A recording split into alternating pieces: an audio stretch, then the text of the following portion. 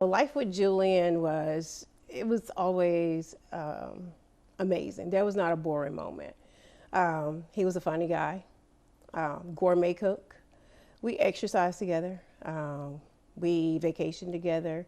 We watched football together. We did everything together. And even in our times when we was at separate places, we would FaceTime and work out. FaceTime and watch the game. Some games he couldn't get where he was at, and I could. So I have the little camera up so he could watch the game. We could fuss about the game together. It was a joy. Julian was a man that was a silent giver. And what I mean by that is if there was a kid that needed a laptop or iPad or something for school, he would go and buy it and give it to them. Nobody would know it. Or if they needed books or they were trying to pledge a fraternity or sorority and needed the money, he would do it. When we were in Kentucky, we ran into homeless vets. We used to volunteer at this place called the Lord's Supper Soup Kitchen.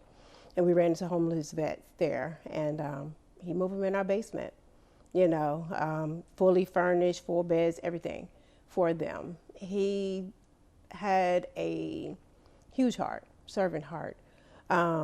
There was nothing that anybody could come to him for. And if it was real and a real need, he would take care of it. He was the one that cooked all the meals. He cooked Thanksgiving meal, he cooked Christmas, he cooked for no reason sometimes.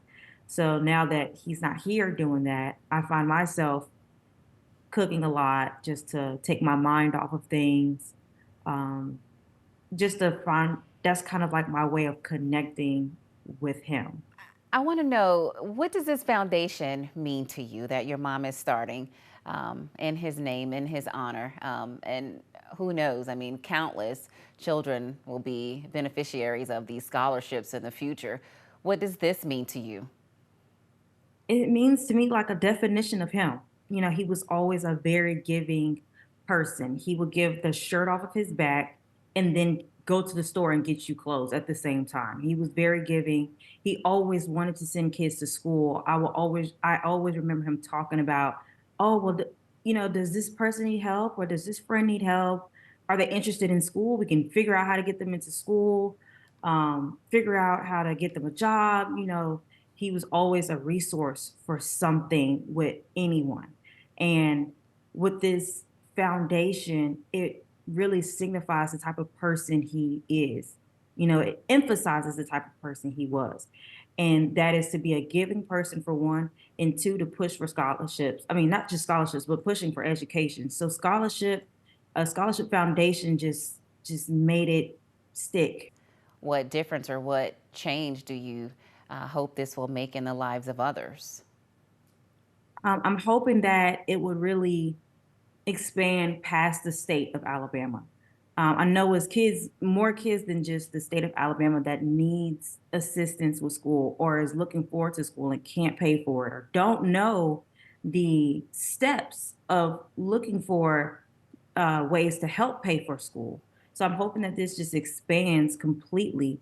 I'm really hoping that it does touch people's hearts to understand this man was a very special person to civilians, to family, to military, all the above, and we want to say, hey, I do want to apply for this scholarship. I do want to learn more about this person that this scholarship is named after. He must seem like a really great person.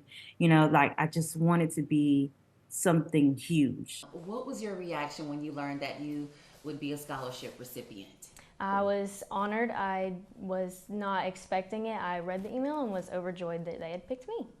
And so you're going to receive $2,000. What difference will that make for you in terms of trying to, fulfill your financial obligations for college? It's going to make a lot of difference. I've decided to go to UAB, and so with that, of course, is high tuition costs, and especially because I'll be in the nursing program, so that's even higher. So definitely going to be a lot of help. I am the multicultural educator at Legacy of Hope. Latoya, please briefly just tell us about Julian Evans's donor recipient, or what you can tell us about his organ donation.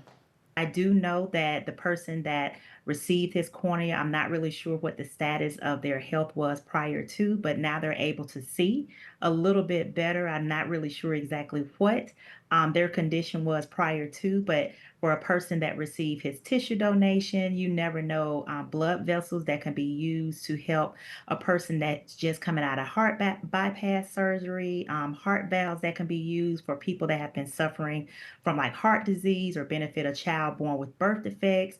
And of course, you have your bones, tendons, ligaments that can also restore life to those that may be suffering different injuries as well. What were your initial thoughts and feelings when you heard that he transitioned? Disbelief. Couldn't believe it. I talked to him about a week earlier before he transitioned, and everything seemed fine. Matter of fact, we were talking about him coming back to finish his military career here at Redstone, and it just didn't play out that way. But it was just really disbelief. And, a lot of those unanswered questions, why, how, what happened, things like that. But now, since we've had a little time to heal, I can see that, he's still giving, even in the afterlife. And so it's good. I'm in a good place with it. Colonel Worsham, what is your hope for the Scholarship Foundation that they've created in his honor and name? Sure. So my hope for the Scholarship Foundation is that, so first of all, Julian was very dedicated to growth, education, continued learning. And I think through the scholarship, what will keep happening through that is that his name will be remembered, and that he would still be, one of the folks or one of the people that we look back to in life and say, that was very important to him, continuing education and things like that, and that others will be able to benefit from that.